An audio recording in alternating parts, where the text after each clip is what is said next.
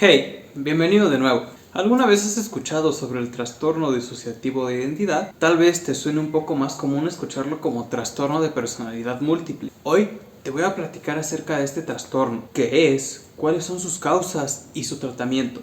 Si te interesa este tema, te invito a que te quedes, que ya comenzamos.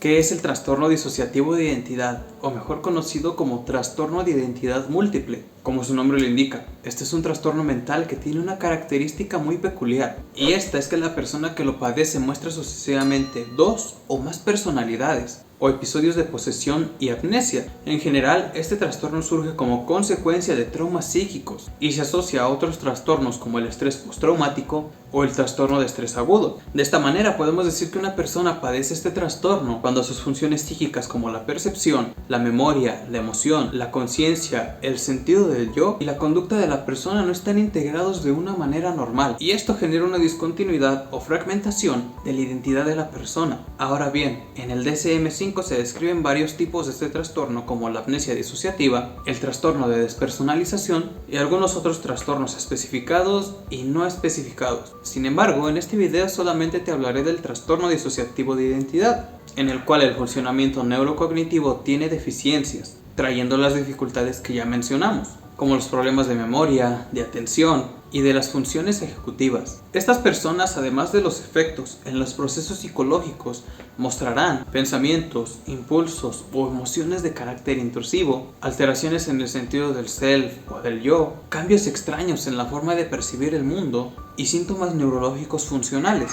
Como puedes notar, este tipo de personas tienen síntomas sumamente variados, lo cual hace muy complejo su diagnóstico y su tratamiento. Sin embargo, hay una clasificación de síntomas sumamente útil que engloban a los más generales que se han podido visualizar en este tipo de pacientes. El primer síntoma tiene que ver con la disrupción de la identidad, que se va a caracterizar porque la persona tiene dos o más estados distintos de la personalidad. Esto representa una discontinuidad en el sentido del yo y del control, que se va a acompañar de funcionamientos distintos en la conducta, en el afecto, en la conciencia, en la memoria, en la percepción, en la cognición e incluso en el funcionamiento motriz. El segundo tipo de síntomas alude a las lagunas mentales, es decir, el olvido frecuente de sucesos diarios, como el olvidar información del sí mismo que es relevante o la vivencia de sucesos traumáticos. Además, los síntomas anteriores generan estados elevados de estrés y de empeoramientos importantes de la persona en su esfera social, ocupacional y en otras que también les sean importantes. Y es necesario tener en cuenta que estos síntomas no tienen que estar establecidos como algo estereotipado o como una práctica propia de una cultura o de una religión en la cual se desenvuelva la persona. Por ejemplo,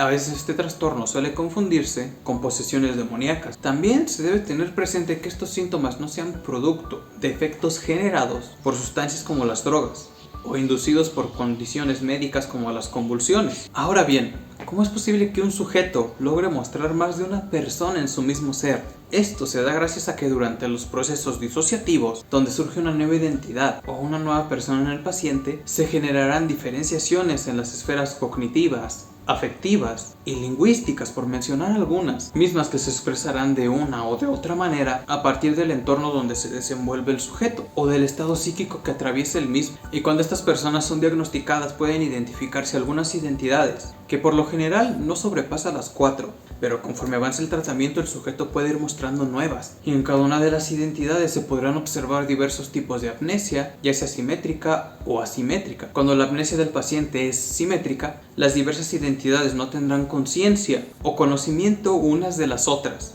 Pero cuando la amnesia es asimétrica, algunas de las identidades de la persona pueden tener ligeros recuerdos de las otras identidades de la misma. Y es necesario dejar claro que a este trastorno se le conocía como de personalidad múltiple porque cada una de las identidades que la persona muestra poseen una historia personal, una forma de ser, poseen recuerdos y sentimientos distintos de las otras identidades, así como formas de comportarse y de relacionarse muy específicas. Además, las transiciones entre las diversas identidades son veloces y también se acompañan de cambios a nivel físico como la expresión corporal o hasta el estado de salud y de hábitos de la persona. Realmente es impresionante cómo la mente humana intenta afrontar los traumas que tenemos, y al ser el trastorno disociativo de identidad una condición clínicamente significativa, muchas veces implica que ésta se presenta junto a otros trastornos comórbidos, que va a facilitar la transición entre diversas identidades. Entonces, este tipo de pacientes pueden mostrar a su vez trastornos de ansiedad,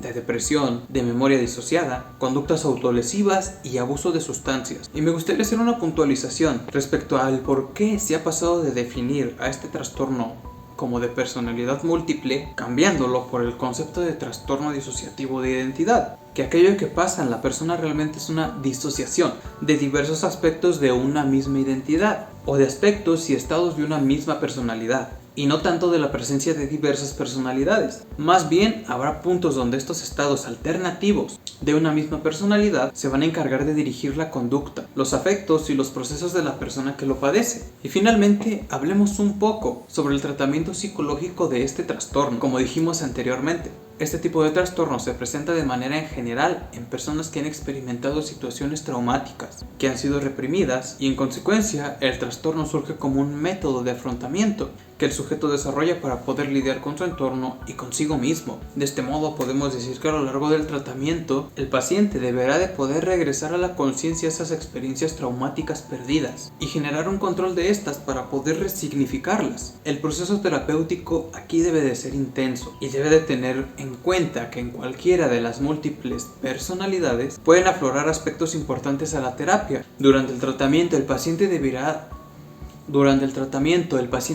de ir conjuntando sus diversas identidades a la vez que completa esas lagunas mentales que se dan entre las mismas. Así, el terapeuta muchas veces tendrá la finalidad de lograr que el paciente integre los sucesos traumáticos en su historia personal. Y bien, hasta aquí el video de hoy. Espero que te haya sido de interés y sobre todo de utilidad.